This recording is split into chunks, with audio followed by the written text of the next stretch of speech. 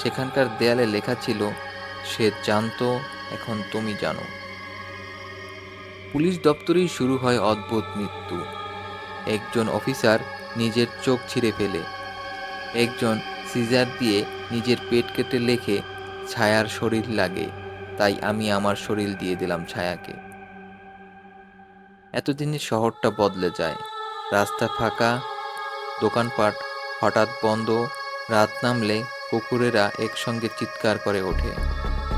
কিছু ছেলে মেয়ে বলে, একটা বই ঘুরছে শহরে, একটা ছায়া লোকজনের ঘাড়ে বসে আছে। 3 মাস পর একটা লাইব্রেরিতে ঢোকে এক কিশোরী, নাম আশফিয়া। বুদ্ধিমান, সাহসী। সে শুনেছে বইটার কথা। তার ভাই ছিল সোহানের বন্ধু। সে পাগল হয়ে মারা গেছিল ছাদ থেকে লাফ দিয়ে। আশফিয়া চায় সব খুঁজে বের করতে। তাই সে বইটা খুঁজে পায় এক পুরনো ফাইল ক্যাবিনেটে। মলিন, কিন্তু নিঃশব্দে শ্বাস নেয় যেন বইটা জীবিত।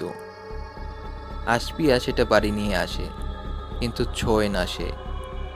তবে বইটা খুলে যায় নিজে থেকে। পৃষ্ঠাগুলো উল্টোতে থাকে, থামে এক নতুন পৃষ্ঠায়। সেখানে লেখা ছিল, তুই শেষ পাঠক, কিন্তু তোর রক্ত চাই না, তোর সাহস চাই। যদি পারিস, শেষ কর আমায়। আশফিয়া এগুলো দেখে শুরু করে খোঁজ, গবেষণার। সে খুঁজে পায় একটি পুরনো ডায়েরি, যেখানে লেখা ছিল 1962 সাল।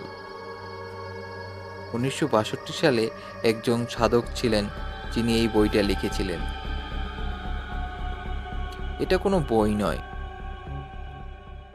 এটা এক ছায়ার চেতনার বন্দিশালা, যাকে ভুল করে মানুষের হাতেই তুলে দেওয়া হয়েছিল। একে শেষ করতে হলে ছায়াকে নিজের ভেতর নিতে হবে, আর সঠিক বাণী পরে আত্মহত্যা নয়, বরং আত্মত্যাগ করতে হবে। সাহসিক সিদ্ধান্ত।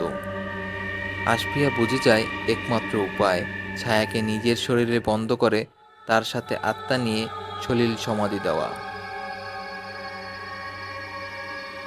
সে বন্ধ করে বইটি খুলে বসে, চারপাশে লবণ ও আগরবাতি জ্বালায়, ছায়াকে ডাকে। এক ছায়া উঠে আসে বই থেকে, উচ্চারণ করে, তুই তোর ভয়কে আলিঙ্গন করেছিস, এবার তুই আমি। আশফিয়ার শরীর কাঁপে, চোখ কালো হয়ে যায়, ঠোঁট নড়ে। আমার শরীর তোর, কিন্তু নিয়ন্ত্রণ আমার। চল আমরা শেষ হই একসাথে। শেষ মুহূর্ত। রাত তখন বাজে 2টা। একটা গায়ে ছাই মাখা মেয়ে শহরের পুরনো নদীর ঘাটে দাঁড়িয়ে আছে।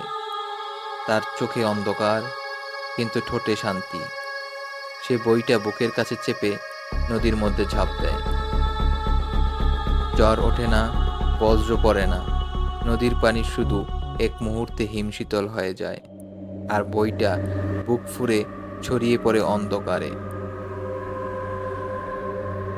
তারপর নিঃশব্দে তলিয়ে যায় আস্তে আস্তে দুজনেই। এটা একটি কাল্পনিক ঘটনা, বাস্তবতার সাথে এর কোনো মিল নেই। তাই ভালো লাগলে সাবস্ক্রাইব করে আমাদের সাথে থাকবেন। ধন্যবাদ সবাইকে।